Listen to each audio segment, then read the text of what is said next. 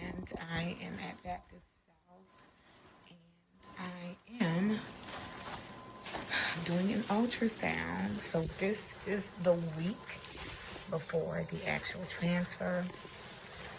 Really excited. They had to stick me in my hand today. Make sure that you guys are drinking plenty of water. Water, so that they can go ahead and get your blood. But I just wanted to check in with you guys and let you guys know what's going on. I'm really excited. And here we go.